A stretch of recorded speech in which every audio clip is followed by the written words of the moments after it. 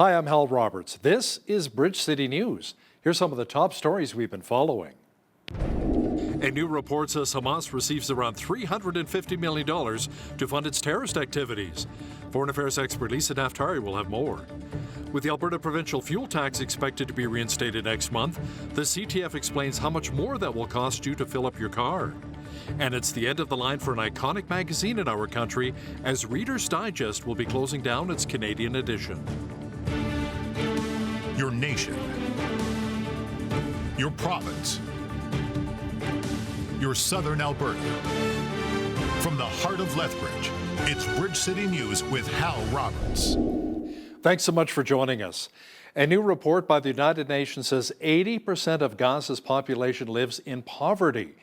Political experts say Hamas, meanwhile, has an investment portfolio of real estate and other assets worth around $500 million US. They also have an annual military budget of close to $350 million. Our foreign affairs expert Lisa Naftari explains where Hamas receives most of their funding to support its terrorist activities. She says all you have to really do is follow the money. Where is this money coming and who is funding and training the terrorists? Well, according to new polls, 93% of their funding comes from Iran's regime. This is no surprise for those of us who have been following this. This has been put out, these numbers have been put out after the October 7th massacre on Israel, Hal. So you just want to, I want to make sure the viewers understand that these numbers are the latest numbers, and they reflect not only the funding that's going to Hamas, but also the actual training, the military might, the ability to carry out the October 7th attack, the equipment to carry out the October 7th attack. They're also getting funding from Qatar. That's a smaller portion of their annual funding, but they're also getting housing. They're able to have to hide out and live in luxury. Their leaders live there. While we talk about, as you said, poor Gazans living in Gaza, their leaders are living in the laps of luxury in Qatar. And remember, Qatar is that friendly broker that the West and the United States has relied on to mediate between Israel and Hamas to get those hostages back. That's our foreign affairs expert Lisa Naftari joining us from Los Angeles. Israel is seeing more pressure from the United States and other countries to better protect civilians in war-torn Gaza. The former Israeli ambassador to the UN, however, says Israel needs to be even more aggressive in the Middle East and completely crush Hamas. Danny Danon says the Israel Defense Forces need to be very systemic in their approach with Hamas. He made the comment on TBN's Centerpoint program. And if you would have told me on the eve of October 7th, after we actually started to realize the scale of the massacre, the kidnapping, the raping, that 2 months after we will be where we are, I will tell you no way. I will tell you we will be, much deeper in Gaza, and we'll be able to destroy and to defeat evil. So we are working very slowly. We took the time allowing the population to move out of northern Gaza. It took them almost 3 weeks. And today we operate very slowly. I think that we have to be more aggressive. People were lighting candles for the hostages still being held captive by Hamas. Many students gathered in both Tel Aviv and Jerusalem to not only mark the first day of Hanukkah, but to also honor the more than 150 who are still being held by the terrorist group. Hostages who sit in captivity in Gaza, they're sitting there in the darkness and horrible conditions. So we're going to light 138 candles to bring light to them and bring light to the world and try to raise awareness about this issue. זה כל כך משמח סוף סוף להיות פה עם משפחה ועם חברים. צריך להמשיך ולהילחם עד שיחזור החטוף האחרון. The husband of U.S. Vice President Kamala Harris condemned anti-Semitism, which has been on the rise across North America. Doug Emhoff says Jews are feeling alone and in pain right now, particularly amid the ongoing war between Israel and Hamas. I know you're in pain. I'm in pain. I know a lot of us are feeling unmoored and afraid. We've not seen anything like this moment, and I know it's scary. We've seen the presidents of some of our most elite universities literally unable to denounce calling for the genocide of Jews as anti-Semitic. That lack of moral clarity is simply unacceptable. And the common denominator of these conversations is that we feel alone, we feel hated, we feel we're in pain. But we also talk about how we can rededicate ourselves, how we can recommit ourselves to our pride and our love of being Jewish. The son of U.S. President Joe Biden was indicted on 9 tax charges in California as a special counsel investigation into the business dealings of Hunter Biden intensifies against the backdrop of the looming 2024 election. According to special counsel David Weiss, Biden spent millions upon millions of dollars on a posh lifestyle instead of paying his tax bills. The charges are centered on around $1.4 million in taxes Hunter Biden owed between 2016 and 2019. The back taxes have been paid. There are 3 new charges, including 6 misdemeanors and 3 felony charges. Those are in addition to the federal firearms charges in Delaware. Human trafficking is a major problem in many areas around the world. That's according to Paula Bell, who's the acting president of the Alberta chapter of Bikers Against Trafficking.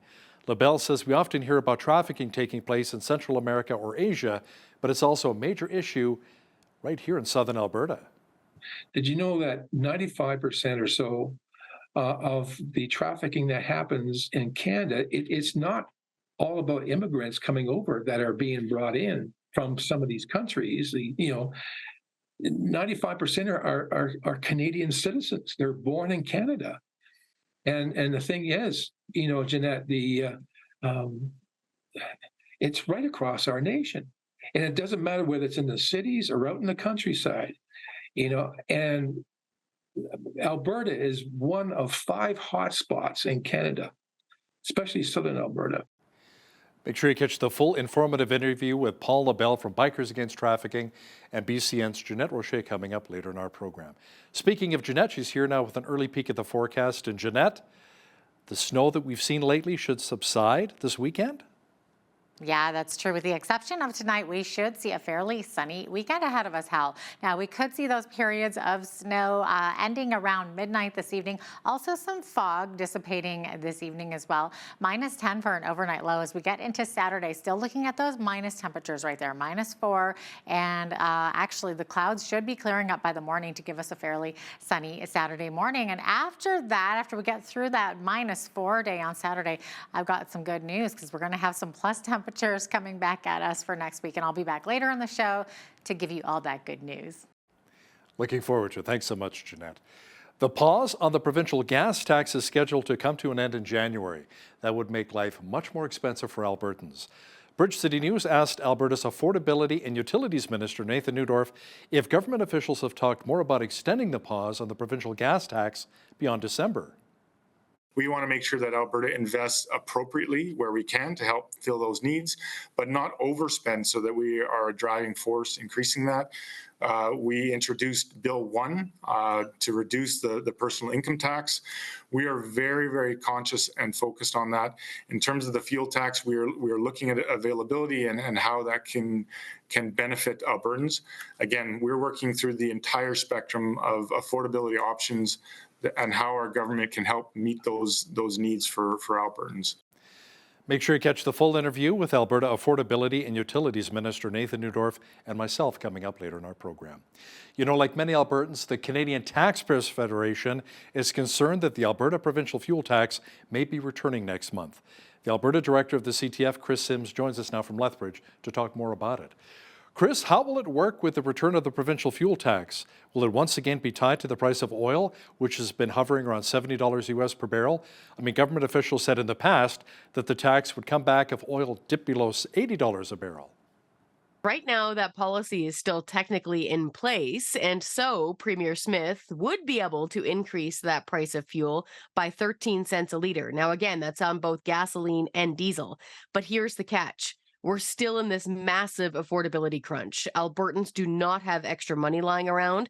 One of the main reasons a lot of people are taking advantage of the Alberta advantage is the fact that we have the lowest fuel prices and the lowest fuel taxes in all of Canada. So we're pleading with the Premier to extend this gas tax suspension again. So how much of a financial hit will this be for Albertans, Chris? This is big money. So if you're a two-car family, this is going to cost you around $70 extra per month because it costs you $10 extra every time you fill up a minivan and around $15 extra every time you fill up even just a light-duty pickup truck. So if you've got a two-person working family with two vehicles like that, you're going to be paying big money. And so this is why we're pleading with Premier Smith. We know she's busy fighting Trudeau right now. We know she's fighting on caps. We know she's trying to push back and defend our energy industry, but she must pay attention to this. She can't let this slip by. And we'll put a little bug in her ear. The NDP-led province of Manitoba is going to cancel their fuel tax starting January 1st. Wow. Thanks so much for your time today, Chris. That was Chris Sims, Alberta Director of the Canadian Taxpayers Federation, joining us from Lethbridge. The fall sitting of the legislature wrapped up with the UCP passing the Canada Pension Exit legislation. Government House Leader Joseph Scow said time limits were imposed on the last two stages of the debate. The NDP indicated on social media that it would try and stall the bill for weeks by making endless speeches in the House. Now, the government passed 9 bills in the sitting, including Bill 1 that requires the government gain majority support in a referendum before hiking personal and business tax rates. As for the potential of an Alberta-made pension plan, the Alberta NDP is not impressed, saying the UCP should not be gambling with Albertans' pensions. Will and wishes of Albertans have been pretty clear, and they don't want to leave the CPP. The reality is that this will be a disaster for retirement security, for jobs, and for investment stability.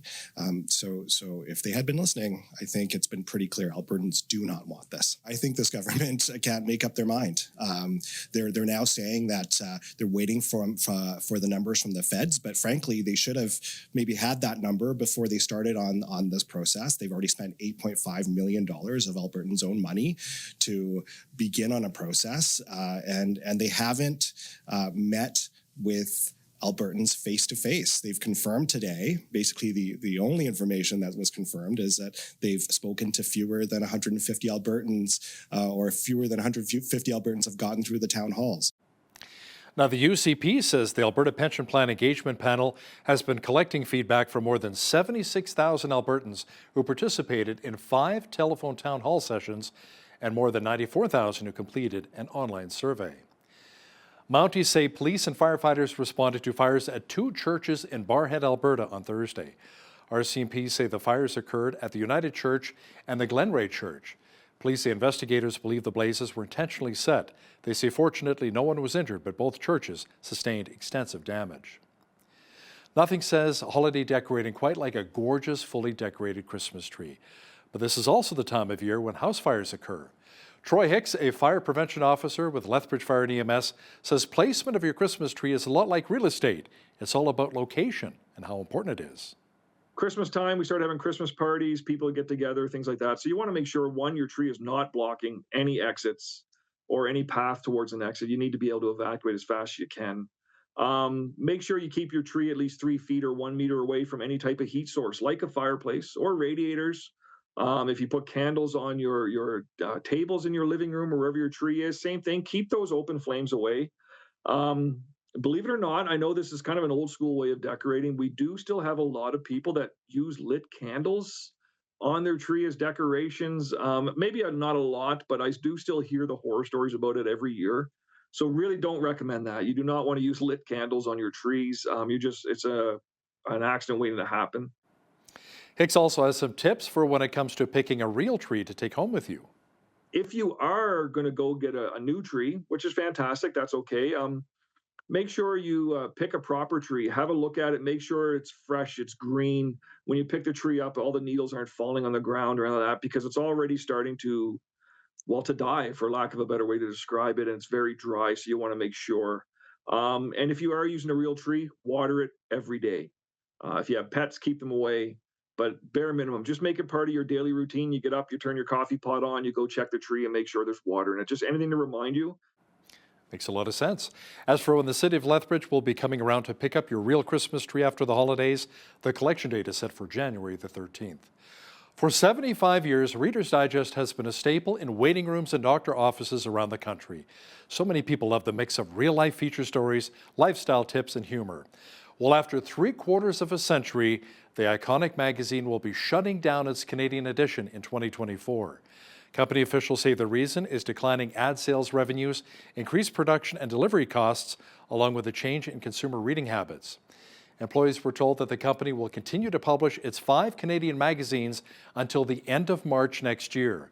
The websites will remain operable for a certain period of time with basic support from employees in the United States. On its website, a trusted media brand says Reader's Digest remains the 4th largest circulation magazine in the United States. Company officials say that proves that print still plays an important role in storytelling. You know, my parents used to collect old Reader's Digests. It was amazing. Well, the Reader's Digest version of our weather is that the flurries are out and the sunshine will return this weekend. It's in. Full weather details are coming up.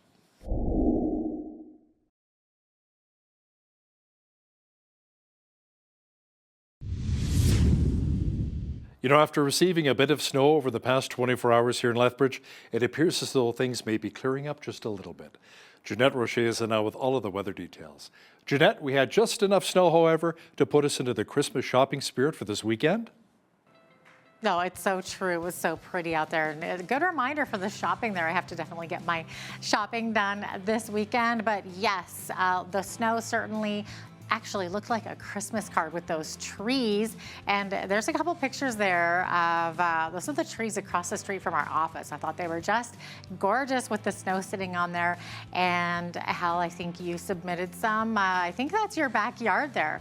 Looking pretty good though, but yes, absolutely. Looked like a Christmas card today. But you know, so if you like that look, take it all in, because I'm not kidding you, by tomorrow or at least by Sunday, it should be gone, because we are about to get back into those plus temperatures. So as I was mentioning, -4 for a high on Saturday, but that sun's going to come out. It's going to stop snowing, and then on Sunday we're going to see those plus temperatures again with 4 degrees. -2 for a high on Monday, up to 3 on Tuesday.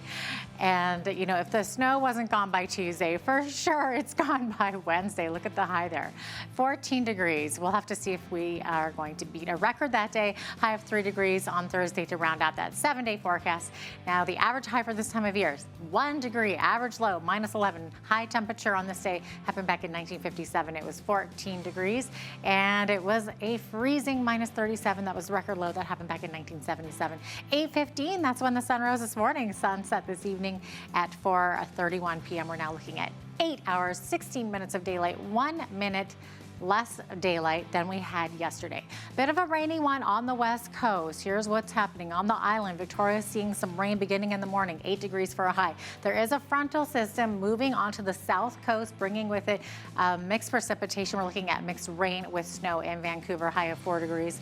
They're going to be seeing 5 centimeters of snow up in those higher elevations.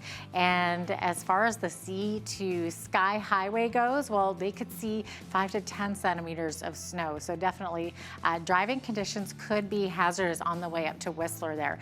In Edmonton, though, -2 for a high, sunshine. Calgary was looking at a snowfall warning today. By tonight, we could see 15 centimeters there. But sunshine tomorrow and high of -2 as we look to the rest of the prairies, -3 for a high.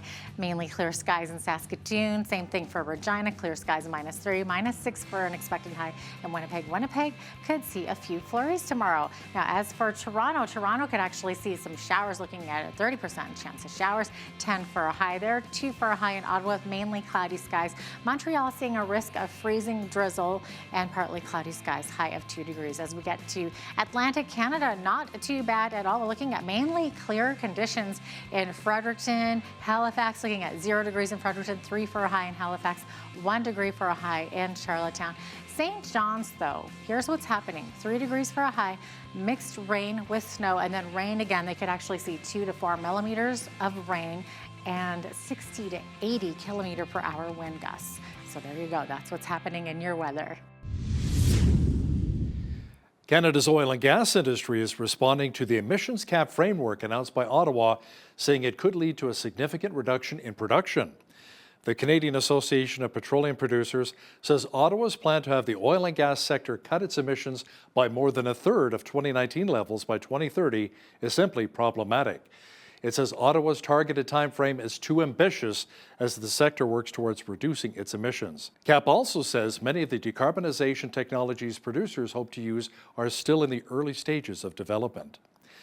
Bank of Canada Deputy Governor Tony Gravel is warning the surge in newcomers to Canada is putting pressure on inflation through the housing market. Now, during his speech in Windsor, Ontario, Gravel said while the increase in immigration numbers is helping to grow both the Canadian economy and workforce, it is also fueling inflation through housing demand. Gravel warned all levels of government need to work together to reduce barriers to building more homes. He says otherwise rent and prices could continue to climb.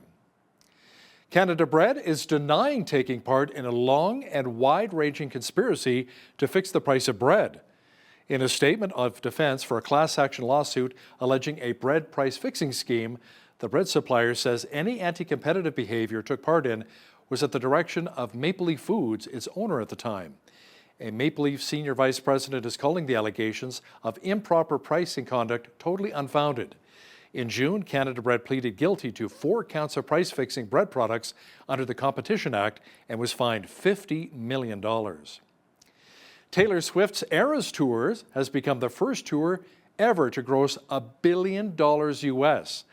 According to Pollstar's 2023 year-end charts, Swift's landmark tour was #1 in North America and around the globe. The singer sold 4.35 million tickets for 60 tour dates. The magazine is also projecting the Eras Tour will hit $1 billion in 2024, meaning the Swift will bring in more than $2 billion over that time frame during that tour. That is a lot of money. Now, here's a look at today's markets. The TSX was up 53 points on the day to finish at 20,331. The Dow was up 130 points to 36,247. The S&P 500 was up 18 on the day to 4604, and the Nasdaq was up 63 points to 14,403. West Texas Intermediate Oil was up $1.96 to $71.30 US per barrel. Natural gas was down 3 cents to $2.55 US. Gold was down $23.80 on the day to $2,004.67 US an ounce, and silver was down 80 cents to $23 US an ounce. Feed wheat is at $9.14 per bushel, barley's at $6.75, canola's at $15.15, and corn is at $8 per bushel. Live cattle were up $3.10 to $165.45. Feeder cattle January contract was up $5.03 to $215.30, and lean hogs were up 88 cents to $68.43. The Canadian dollar was up slightly over the past 24 hours to 73.62 US.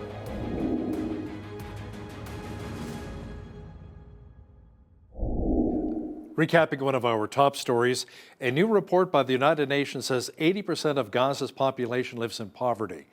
Political experts say Hamas, meanwhile, has an investment portfolio of real estate and other assets worth around $500 million. They also have an annual military budget of close to $350 million US. Our foreign affairs expert Lisa Daftari says Hamas receives the bulk of their funding, mostly from Iran and a little bit from Qatar. The province says there may be more measures forthcoming to help make life a little more affordable for Albertans. Our province's Affordability and Utilities Minister, Nathan Neudorf, will share details with us momentarily. When you see news happening in your community, be sure to drop us an email at info@bridgecitynews.ca. And if you missed any of today's local stories, visit our website, bridgecitynews.ca. Here's today's Bridge City News community calendar. Lethbridge Shakespeare Performance Society is sprinkling some holiday magic with a Christmas classic of Shakespearean proportions. On Thursday, December 14th, beginning at 7 p.m. at Casa, Charles Dickens and William Shakespeare take center stage with a theatrical reading of A Christmas Carol, along with the singing of your favorite holiday songs. Get into the Christmas spirit and purchase your tickets for this holiday event at Casa. For details, visit the Lethbridge Shakespeare Performance Society's Facebook page. The Southern Alberta Ethnic Association is hosting a Holiday Traditions Around the World experience on Friday, December 15th, beginning at 5 p.m. at the Multicultural Center. Discover how different cultures celebrate the holiday season. The evening includes food vendors, cultural displays and performances, children's games, a live petting zoo, and of course, Santa Claus himself. So much to see and do at the Holiday Traditions Around the World experience. For details, visit saea.ca. And that's today's Bridge City News Community Calendar.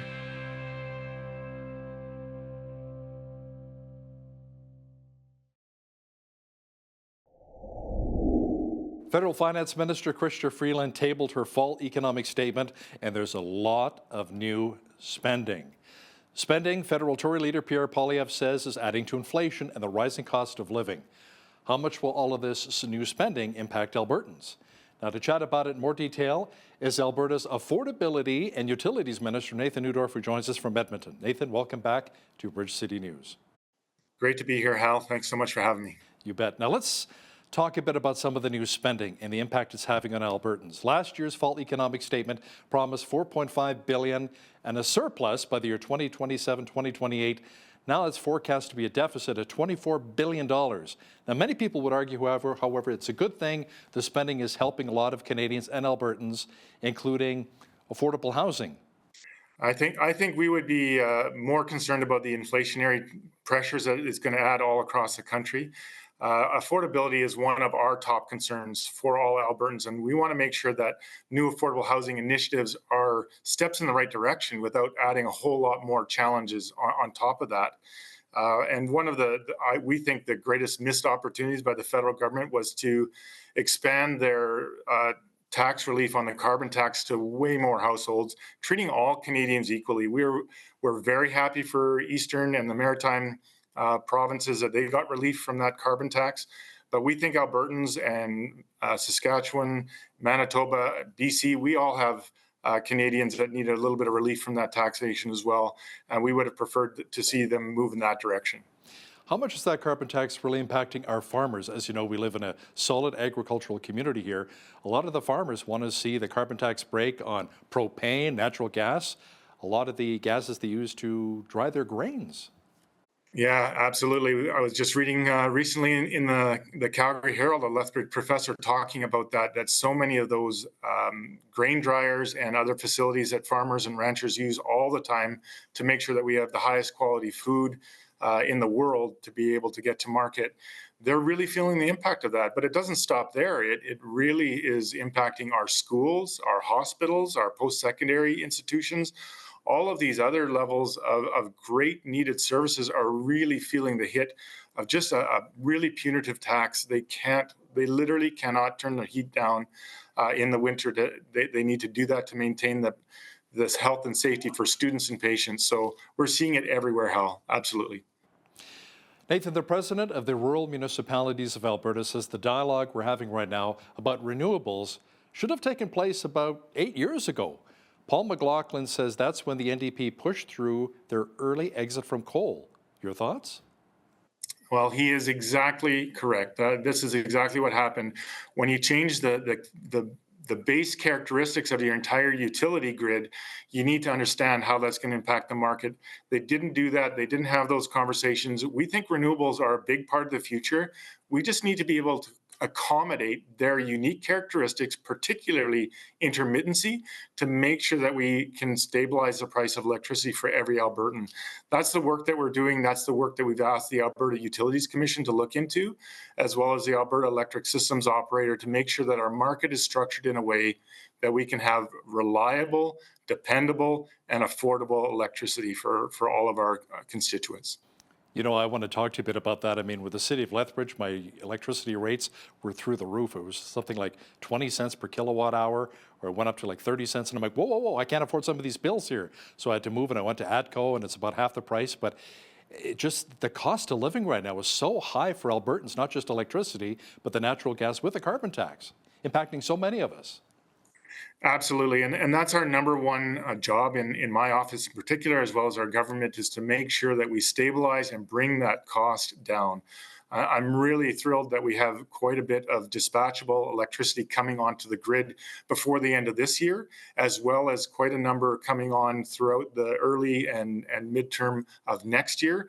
And it's projected that we'll see that regulated rate option price come down below 10 cents a kilowatt hour, which it hasn't seen since before 2020. On top of that, we are hoping to make structural changes within our market and our entire industry so that it stays there. And then we can continue to work on getting the right mix, getting the right balance, making sure that it is stable price, and make sure that it continues to be affordable for decades to come. So Nathan, let's talk a bit about wind farms and solar panels. Many people agree that they can be very valuable, not only protecting our environment, but making energy a little more affordable. The province has paused approvals on new renewable electricity generation projects over 1 megawatt until February 29th of next year, I believe. Now, is that still the plan, or could that maybe even be potentially extended? It will absolutely not be extended. It is coming off at the end of February 2024. That is absolute. We are doing a ton of work behind the scenes to make sure that we can be ready for that. And we agree with you. Wind and solar, as well as all other forms of renewable, geothermal, biomass, are incredibly important pieces of going forward. What we need to do is make sure that we have answered the questions in terms of land usage, make sure we've answered the questions on reclamation, and make sure that we're working with the unique characteristics of renewables, their intermittency, to make sure that we have sustainable, dispatchable power when and where we need it. And with that, the conversations that we've had since we implemented the pause, we've actually seen an increase of wind and solar investment interest in the province, showing that the work that we're doing will stabilize investment and create a good marketplace for many, many years to come. You know, a lot of critics, however, when it comes to renewables say, you know what, it's just not reliable enough when it comes to solar and wind. So how do you put some of those fears at ease? Well, we think we can do both. And this isn't just about making sure that we're greening our grid and reducing our carbon footprint. We think that's very important, which is why we are looking at these great new technologies. It's also about firming up that dispatchability and making sure that we have power when we need it, when it's cold and dark in the middle of winter, or when it's really hot in the middle of summer, sometimes with cloud or smoke cover where we're not getting the solar generation that we would like to see, and making sure that we have both, and making sure that we have a grid that is robust enough, solid enough, and affordable enough that every Albertan sees the benefit of that while we approach a greener future and a lower carbon footprint. Now, Nathan, you recently joined Public Safety Minister Mike Ellis, Gerald Grovemeyer from the LPS, and Lethbridge Mayor Blaine Hagan in announcing the expansion of a new Safer Communities and Neighbourhood Sheriff's Unit here in our city. How much will this really help to curtail crime here in southwestern Alberta? We think it's going to be really beneficial. It is going to supplement the fantastic work that our Lethbridge Police Service already does. And it's going to remove the center for that scan unit from Calgary right into Lethbridge. Because you can imagine having to call them in Calgary and having them gather their team and then come down to do the great work that they do to shut down a drug house or whatever other facilities that their services that they're offering. We're losing 2.5 hours in response time. Having them centered right out of Lethbridge allows for a much quicker response in the entire area, as well as creating more of that dependability so that the Lethbridge Police Service doesn't have to spend as much time in the interim waiting for that response to come and go. And the cooperative nature of those two units is going to be terrific for Lethbridge and Southern Alberta. I'm really proud of our government to come through on a major election platform plank in public safety, and I think everybody in Lethbridge is going to see the benefits of this. You know, maybe, like you said, having a scan unit here will help curtail a lot of the crime. Because people I talk to in various neighborhoods, whether it's the north, the west, the south end, they'll see one drug house shut down, and then 3 houses later, you know, a few days later, you see another one pop up. You know, not too far from the original one, so hopefully that will be addressed. What about help for many who are battling addiction issues here in our city? What new supports can the province offer? What are you hearing? Well, again, we've put a huge amount of investment into those supports in Southern Alberta. I'm very pleased to say that our treatment center in Lethbridge was opened in September. They've brought a few people in already, and I believe they're expecting to be at full capacity early in the new year. We are working with a number of supports through our corrections facilities, through our shelter facilities, and all of our partners, including the Blood Tribe.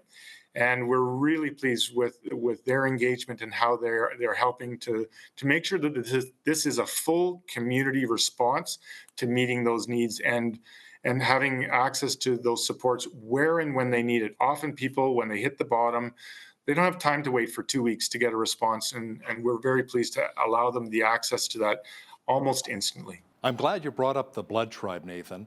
How is the province working towards reconciliation when it comes to the Blackfoot Confederacy? We've got one of the largest reserves in Canada right outside our back door here. Yeah, absolutely. They have been a fantastic partner. They have really come to the table to be included in the planning and outworking of all of these services. It's not just something that the government is laying on top of them or just providing dollars for. We are really seeking to involve them in the initial stages of planning and collaboration so that we can really turn this into reconciliation and not just reconciliation. And I'm so proud of our Blood Tribe neighbors and our partners in Southern Alberta. They've really taken this on. They have owned some of the challenges, and we're working together to be shoulder to shoulder with them as we face these societal and community issues, and not dictating to them or applying it, like I said, on top of them, has been just a tremendous opportunity to be involved with.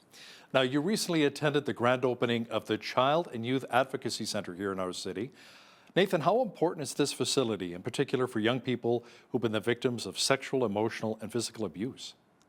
Unfortunately, Hal, it is extremely important. It's one of the outcomes of the pandemic is that it showed us how prevalent some of these situations are, unfortunately, and how much a service like this can truly help.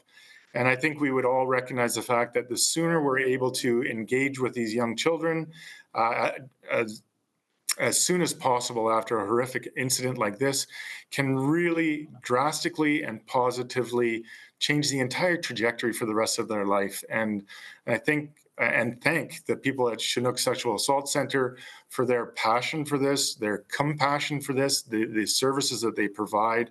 The technology and state-of-the-art facility is just wonderful. I had the opportunity to tour it. It's very welcoming. It is very safe. It is very private, and allows remote access to courtrooms so that particularly youth and children aren't intimidated by a courtroom. They're able to be in the comfort of a smaller room with their caregivers and loved ones. I think this is just a tremendous service, and I really applaud the Chinook Sexual Assault Center for the work that they've done on this advocacy. Let's talk about Premier Daniel Smith's recent announcement that nurse practitioners will soon be able to open clinics across the province. Now, with the ongoing doctor shortage here in Alberta, Nathan, is this really the best option to address many of our healthcare concerns? We think it is a really significant piece to help with that primary care. Nurse practitioners have done a lot of training, a lot of work. They have been advocating for a long time to have better access to meet this ongoing need.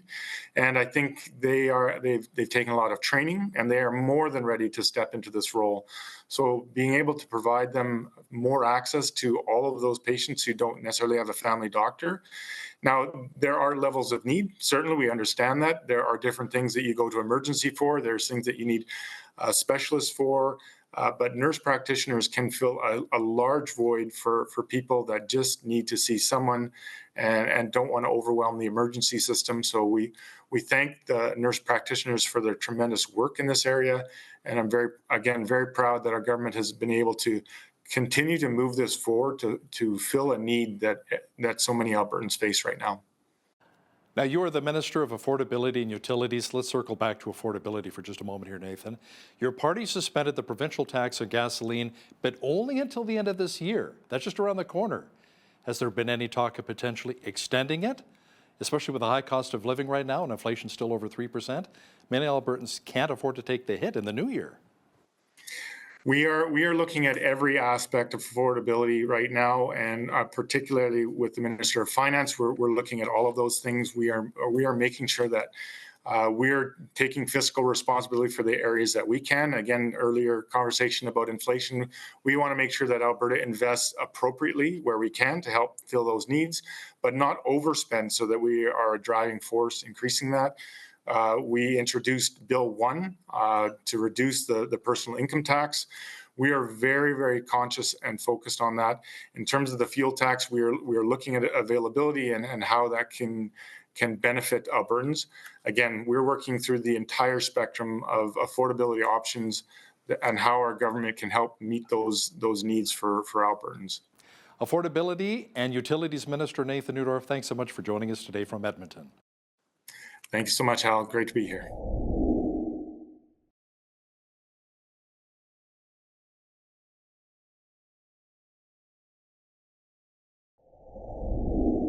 Well, ever since the Sound of Freedom movie came out, more and more people are becoming aware of the horrible reality of human trafficking. Today's guest is part of an organization that is trying to do their part to put a stop to it. Paul LaBelle joins us from Lethbridge. He is the acting president for the Alberta chapter of Bikers Against Trafficking. Welcome to Bridge City News, Paul. So great to have you on today. Oh, thank you. It's a pleasure meeting you. First of all, tell us what the Bikers Against Trafficking organization is and maybe how it began. Sure. Well, we're not an MC, a motorcycle club, or an RC, riding club. We're an organization. We're simply everyday people who share their love of riding motorcycles and have answered the call for a higher purpose. So we are the Canadian division of an organization that is headquartered in Lake Mary, Florida. We're a small group of approximately 30 members based in southern Alberta and southern BC, a team of dedicated men and women who volunteer their time and finances to help break the chains of human trafficking. We do this through education and bringing awareness to everyday people, spreading the word that sexual exploitation and modern-day slavery is not acceptable in our communities, our province, and of course, our nation. We hope to expand further into other parts of Canada as our membership grows. So each member, just so you know, each member they have to undergo a criminal background check as well as a vulnerability sector screening. And this is necessary to ensure that our members or prospective members don't have a criminal history of sexual offenses. And we provide a training video as well that was created for each member that must take it, which outlines our mission, our goals, and our biker code. Our mission is to defend those who cannot defend themselves and help eradicate human trafficking one person at a time. It's really quite amazing how many people have no knowledge of human trafficking or no idea how bad this heinous crime has become. Yeah, a big time. Now, I know there's a lot of motorcycle organizations that are kind of doing good for the community and whatnot. It might be to do away with that stigma of the big bad biker or whatever, but why human trafficking specifically for your group? What's that intrinsic motivator? Well, like you said, there's other organizations that are doing awesome work, regarding child abuse. And, it's just, the whole thing about the riding community is that, as the eyes and ears of our communities, we are in a unique position to converse with others of like mind. We can go where others do not or cannot go. We attend several events throughout southern Alberta and British Columbia, such as, classic car show and shines, motorcycle shows, charity events, toy runs, and many other events.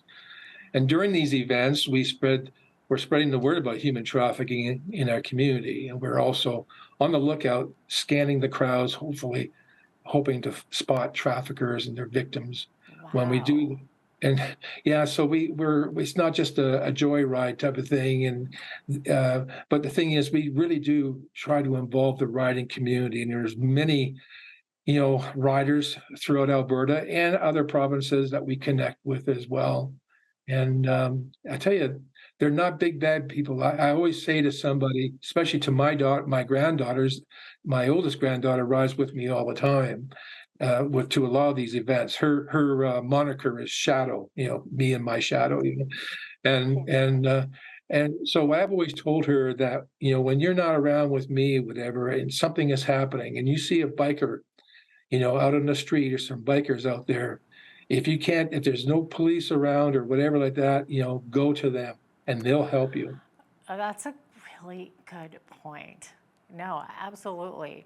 So, getting back to what your goal is, human trafficking, how widespread is this globally? Well, that's that's almost like an iceberg.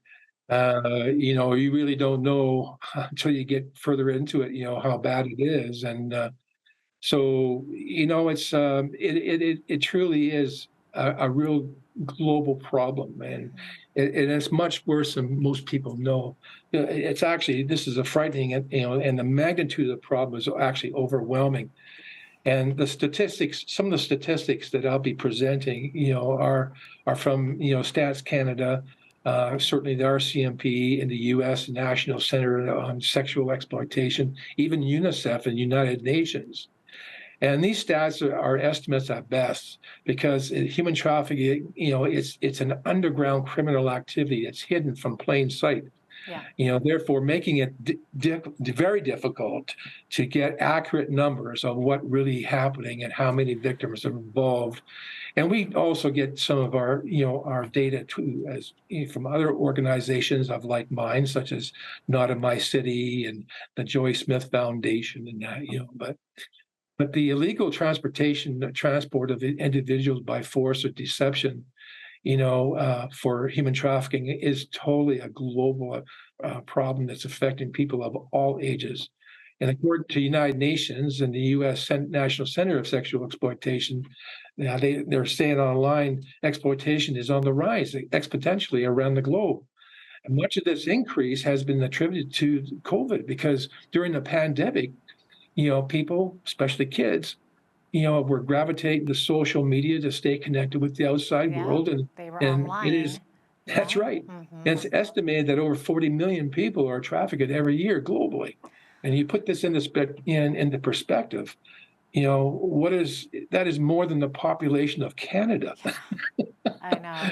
It's unreal. And, I think like the first thing that comes to most of our minds when we think of human trafficking is, of course, the sex trade. So, but, I understand that there are other angles to this, right? So can you maybe share a bit about some of the other kinds of human trafficking that take place?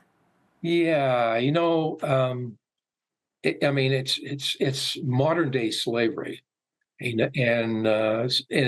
but a large in some of the other countries, and I'll tell you, every continent in the world is affected by it, and some more so with forced labor than others, and but in the United States and Canada, I would say the large part of it, is 93 or 94% is actual for sexual exploitation. Yeah, definitely. What's the average age of the victims of human trafficking? Are they mostly young, kind of the more vulnerable?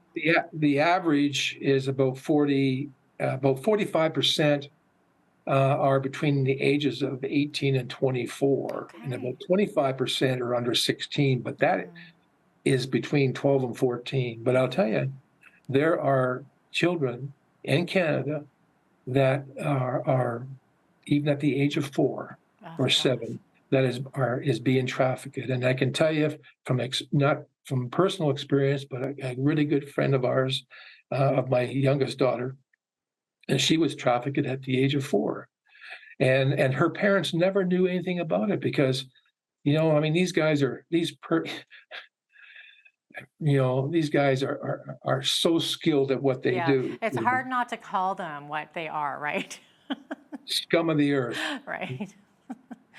Yeah, and Paul, and it's interesting that you mentioned Canada, because we do normally think of other countries like Thailand or Mexico, where it's kind of more common, more prevalent, more in your face. But it does happen in Canada, and even right here in southern Alberta, and it's so difficult to believe, isn't it? Well, most people have no idea. They do think it happens in Mexico and Thailand and South Africa, and the thing is, it happens right here in our own backyards. And of about I mentioned, earlier that about 93%, are sexual exploitation. But did you know that 95% or so of the trafficking that happens in Canada, it's not all about immigrants coming over that are being brought in from some of these countries. 95% are Canadian citizens. They're born in Canada. And the thing is, Jeanette, it's right across our nation. And it doesn't matter whether it's in the cities or out in the countryside, and Alberta is one of 5 hotspots in Canada, especially southern Alberta. That blows my mind. Wow. And a lot of people I talk to, they just look at me. And when we did an event up in New Horizon Mall in February, and it was a motorcycle show, Move Your Soul, and we were one of 60 vendors that were there. It was kind of an impromptu thing, but it was a 3-day event. We had thousands and thousands of people coming through. We were so busy, it was amazing.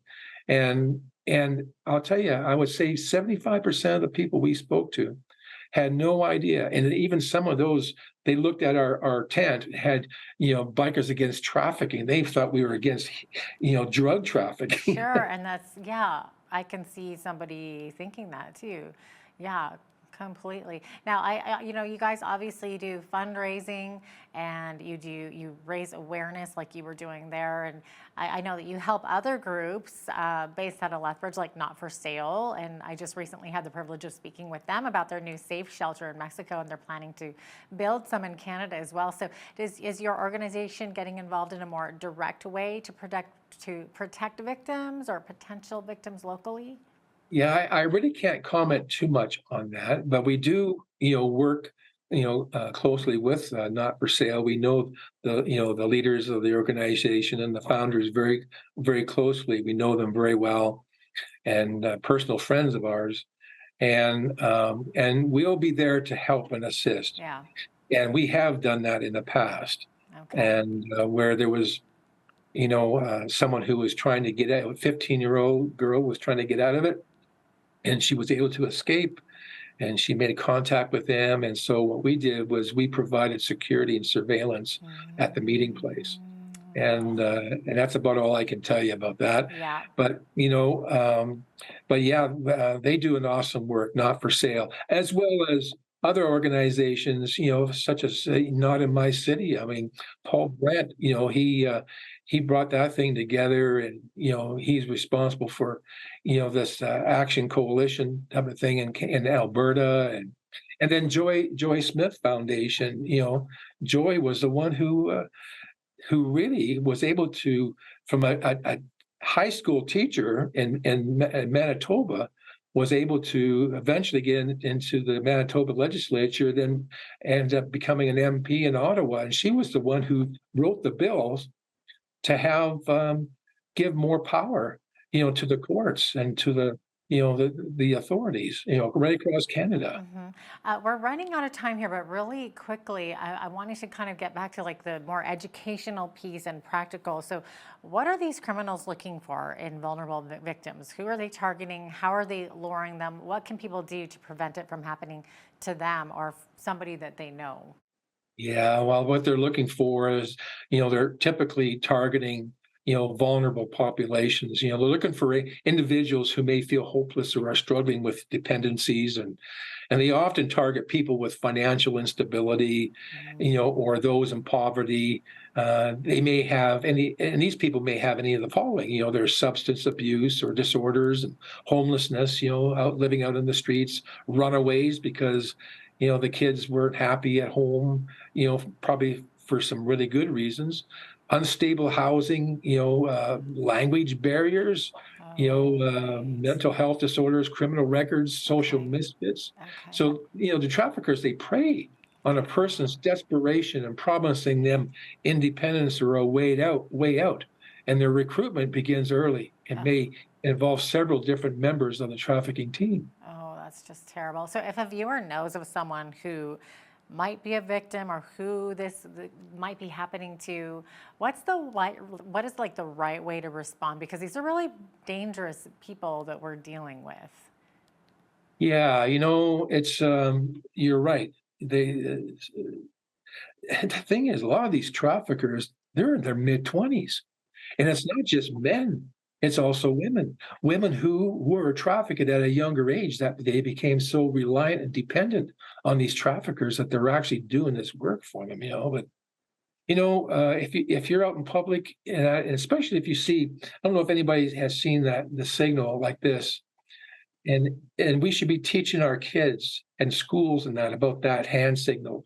If anybody spots that in an airport or in a mall or something like that, or walking down the streets, I would say take a picture with everybody's got smartphones, so take a picture of the youngster and the person that they're with, and if they're walking to the car, get a license plate number, phone 911, and report it right away. If there's any suspicion, we can contact organizations such as, there's hotlines too, that are out there, and certainly if you want to contact us, we have our email, batalberta at gmail.com. You can contact us, and we'll look into it further, and see what can be done. Yeah, that's good that you said that, because I was going to ask if people want to learn more about your organization too. What can they do? Do you guys have a website or a Facebook page or something? Yeah, there's a Facebook page that we have, which is Bikers Against Trafficking, all one word, .ca.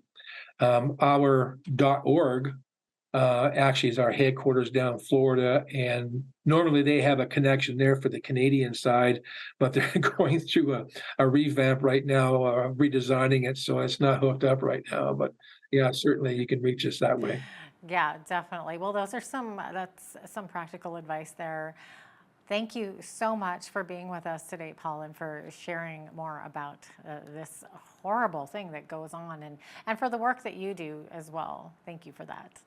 Well, we're just a small cog, I always compare it to some of our guys, our people, is that we're just a drop in an ocean, because it's very difficult. And all we can do is bring awareness. And I mean, you mentioned at the beginning about that movie, The Sound of Freedom. And we stood outside here in Lethbridge at the movie mill. A bunch of us had stood outside after some of the ones, the different shows at different times, handing out our brochures and to people as they were coming out, and not one person rejected it. In fact, when I left the building and I went out to my bike, I had about 7 or 8 people standing around my bike waiting for me to talk to me afterwards, And so, I mean, it was a good movie. I think it was timely, and it just falls in line with what other organizations are doing. But to have someone, like Jim, to produce that, that film based on Tim Ballard's story. I mean, it wasn't in so much filmed about in the United States. It was in other countries. But the thing is bringing awareness. Anything we can do to bring awareness. That's how we combat this thing. Absolutely, 100%. Paul, thanks so much for being here today. Hope I could help. Absolutely. Paul Lavelle is the acting president for the Bikers Against Trafficking Alberta chapter. I'm Jeanette Roche on behalf of all of us here at Bridge City News. Thanks so much for watching.